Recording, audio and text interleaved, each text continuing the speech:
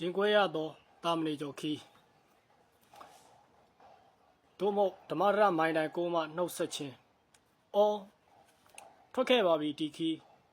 တောင်းနေထမ်းလို့ထွက်ခဲ့ပေါ့ဒီခီးဟာအပန်းပြေခီးမဟုတ်တယ်လို့လွမ်းပြေခီးလည်းမဟုတ်ဘူးကိုအားညံအားနဲ့လုံးလောက်ဝိရိယစိုက်ကအပတ်စဉ်တွေကြော်ပြီးဗီတိုအာနာကိုဖီဆန်ကတာမဏေကျော်အောင်ဒီခီးစခဲ့ပြီဂုံနေတနာတွေဘေးချိတ်တောင်းနေဖော်တွေခဏထားစောင်းဝဲခီးမှာကားမှုတာအစကိုပဲခံရတာမင်းဘာကောင်လဲလက်ခမောင်းခတ်ရမယ်ခီး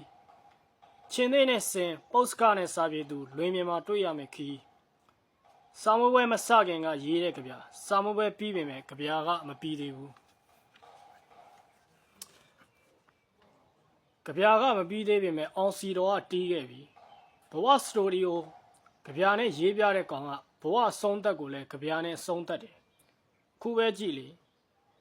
ကြပြတပုတ်ကြောင့်ကြောင်းထုတ်ခံရတဲ့အဲ့ဒီတာမဏေကျော်ခီးမှာဒါတော့ဒီကောင်ကကြပြရေးပြီးကြောင်းထွက်ခဲ့တဲ့ကောင်ကြောင်းထုတ်ခံရတာပျော်ပါတယ်ညီမလေးနဲ့မျိုးချင်းနီးရင်ပိုတော်ပျော်မိမှာတဲ့အခုတော့ကြောင်းနဲ့လဲကွဲ